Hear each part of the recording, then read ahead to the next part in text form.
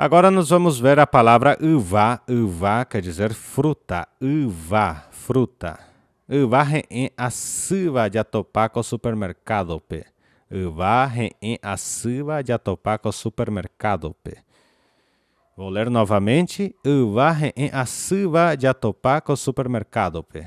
Nesse mercado achamos frutas boas e docinhas. Ou esse mercado tem frutas boas e doces, né?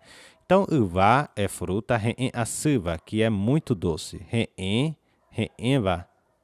Aqui está errado, viu, gente? Deixa eu só tirar esse vá daqui, porque está um vá a mais aqui. Eu falo para vocês, é a noite, né? A noite é o problema, é brincadeira, tá, gente? Vamos lá, então. Uva re'en a suva de atopaco ao supermercado, pe.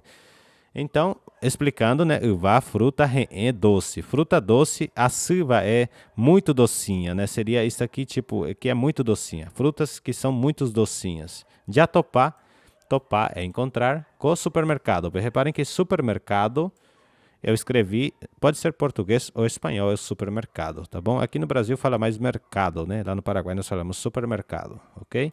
Supermercado, P. Agora aqui, uma pergunta. Tomate pico haepe tem uva avei? Tomate pico haepe tem uva avei? Tomate pico haepe tem uva avei? Reparem que não temos aqui o signo de interrogação. Por quê? Ou seja, o ponto de interrogação, né? Em castelhano falamos signo de interrogação, então estou traduzindo como se fosse no castelhano. Então aqui, tomate, picou, esse picou é a partícula interrogativa. Então, tomate picou é a partícula interrogativa.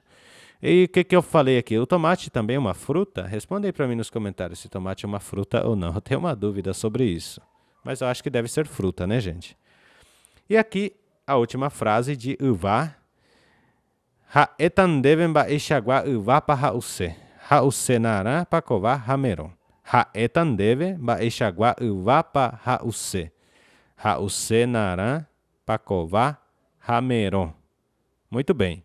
A tradução seria: vou falar para você as frutas que eu gosto. Gosto de laranja, banana e melão. Ou vou te dizer quais frutas eu quero comer, ou tomar, no caso, acho que é comer, né? Quero comer laranja, banana e melão. Reparem que naran vem de naranja, né? Pode-se usar também laranja, naranja. Pacová quer dizer banana. E meron é melão, ok? Então, haetandeve, aqui tinha que ter um acento, tá, gente? Assim, ó. Haetandeve, deixa eu até mudar isso aqui que ficou feinho assim, né, gente? Poxa, tem que deixar as coisas bonitinhas, né? Então, vamos lá. Haeta, assim, tá bom? Então, haetandeve, baeixagua.